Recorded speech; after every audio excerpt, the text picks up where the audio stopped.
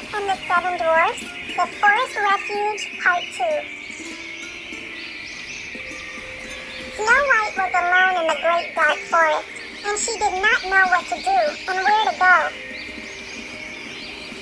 The trees seemed to whisper to each other, scaring Snow White, who began to run. She ran over sharp stones, through thorns. And just as evening was about to fall, some little birds gathered around her and started to pull her scarf. She realized that they wanted to show her something. She started to follow the birds. Suddenly, she saw a strange little house and went inside for shelter with the birds. Inside the house, everything was small but tidy. There was a little table with a tidy white tablecloth and 7 little plates with food on it. Against the wall, there were 7 little beds, all in a row and covered with quilts. Snow White was so hungry. She ate a few vegetables and a little bread from each little plate, and from each little cup, she drank a little bit of milk.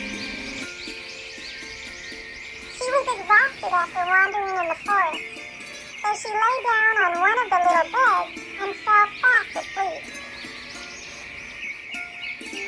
After the dark, the owners of the house, the 7 dwarfs, returned home. They mined for gold in the mountains. The birds tried to wake up Snow White, but she was in a deep sleep. As soon as they arrived home, they saw that someone had been there. Who has been sitting in my chair? Who has been eating from my plate? Who has been eating my bread? Who has been eating my vegetables? Who has been using my fork? Who has been drinking from my cup? But the 7th one, looking at his bed, found a beautiful girl lying there asleep. Someone is sleeping in my bed. The 7 dwarves all came running up to the bed. Oh, good heaven! This girl is so beautiful. Let her sleep. Keep quiet. They all fell fast asleep surrounding her bed. The next morning, Snow White woke up, and when she saw the 7 dwarfs, she was frightened. The dwarfs woke up hearing her shouting, "Don't be scared! Don't be scared! We are the dwarfs. You are in our house." "What is your name?" "My name is Snow White. How did you find your way to our house?" Snow White told them about her whole story. The dwarfs spoke with each other for a while, and then said, "If you will look after our house for us, and cook, make beds, wash, sew, and knit, and keep everything clean and orderly, then you can stay with us, and you shall have everything that you want." "Yes, with all my heart." So Snow White lived happily with the dwarves.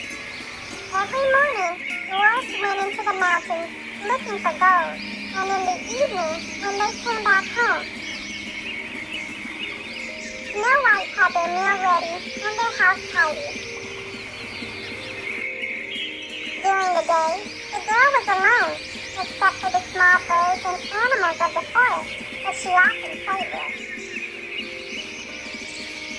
Mirror, mirror on the wall, who in the world is fairest of all? You, my queen, are very fair. It is true. But Snow White, beyond the mountains with the 7 dwarfs, is still 1,000 times fairer than you. No! That white girl is still alive. The huntsman had fooled me.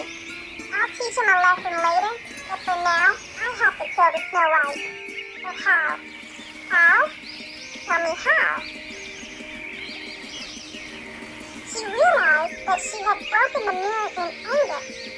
The queen thought and thought and thought again. How could she get rid of Snow White? At last, she thought of something. She went into her most secret room. No one else was allowed inside.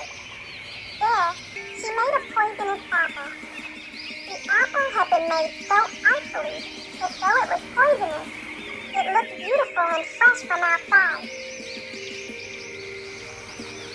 Then, with her magic, she disguised herself as an old pet